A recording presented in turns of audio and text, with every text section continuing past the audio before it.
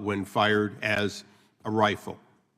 But nowhere in the Constitution does it say that the accuracy of a weapon somehow changes the category for purposes of the Second Amendment.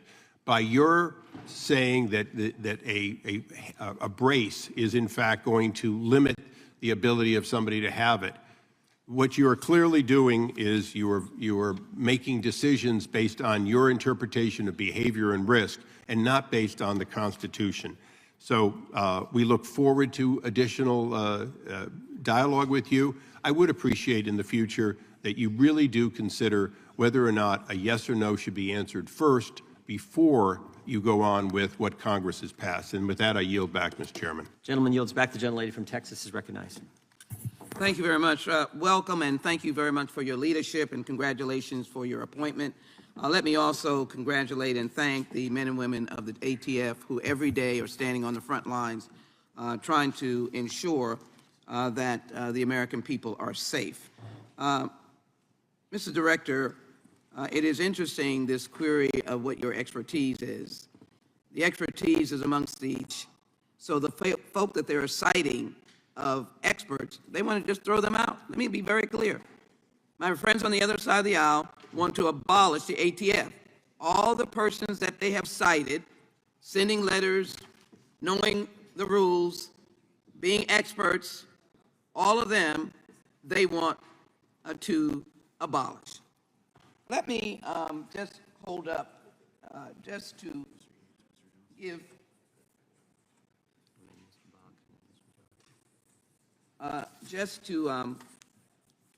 pay tribute and acknowledge that these are the deceased. Their families are still mourning of the incident in Buffalo at the grocery store. It was an assault weapon that killed them.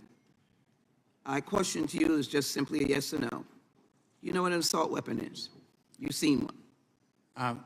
Again, that would be a decision for Congress to make respectfully as to make that definition.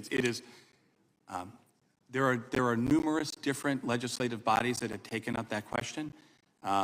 They have all. If we laid a weapon on the table, you could pretty much say that falls in the category of an assault weapon. Respectfully, that is a decision that different legislative bodies have come up with different definitions for. It would be for the legislators to make that determination as to how they would define it, unless they were to delegate that authority to ATF. Let me move on. I know that I had the privilege of being at the testing site in Houston, and thank you for coming to Houston. This is a picture of the actual equipment that tests gun tracing. Could you just quickly say what that does and how that impacts reducing crime? Very quickly, my time is short. Crime gun intelligence, including firearms tracing, happens when a local law enforcement agency has a crime that they're investigating, and they want to trace the firearm that was used to hurt or kill somebody to its first retail purchase. It helps them to identify the trigger pullers, and it helps them to take them off the streets. In recent years, AR-style pistols equipped with stabilizing braces have been used in several mass shootings. Is that correct? That is public record. That is correct. The shooter who killed 9 people and injured 17 in Dayton used an AR-15 with stabilizing brace. Is that correct?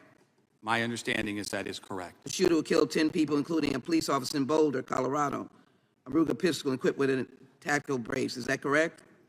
My understanding is that is correct. The shooter who killed 5 people and injured 19 others at Club Q in Colorado Springs in 2022 used a pistol equipped with an SB tactical stabilizing. Is that correct? From the public pictures in that case, my understanding is that is correct. Just 4 weeks ago, the shooter who killed 3 children, 3 adults in Nashville used a pistol equipped with a stabilizing brace, correct?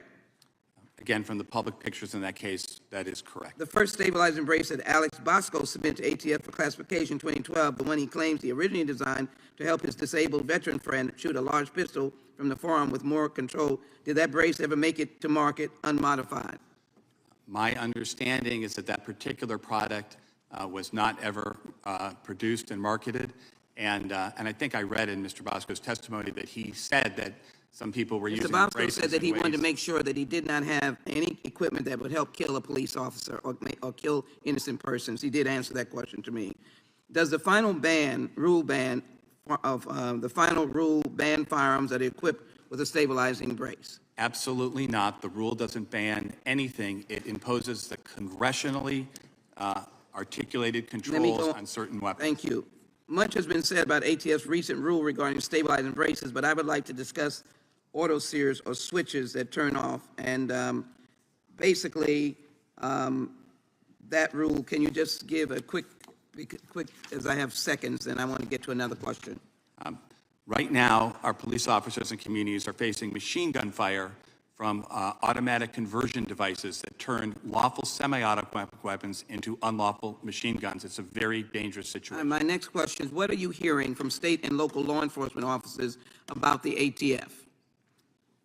All the police chiefs and sheriffs I talk to want to have increased resources and partnerships with ATF to catch violent criminals. And veterans have other options. The time the gentlelady Braces that the veterans have, you're not blocking back. veterans from being able, disabled persons, from being able to have the right kind of Gentleman brace. from Colorado is recognized. Mr. Chairman, that information should be on the record, that these It's on the braces do record. not stop. It's on the record. You said it. Veterans from You said it. getting the right equipment that they good. need. We good. That should not be a misrepresentation in this hearing. Okay, but also. Thank you, Mr. Chairman, Also, for what your happens in a courtesy. hearing is you get 5 minutes, and I've been generous and giving you. You 15 have, seconds. and thank you. I wanted to make Now sure the we time got the is- record straight. Time Thank now you. belongs to Mr. Buck from Colorado. I yield back, Mr. Chairman. Thank you for your courtesy. Point of order or not?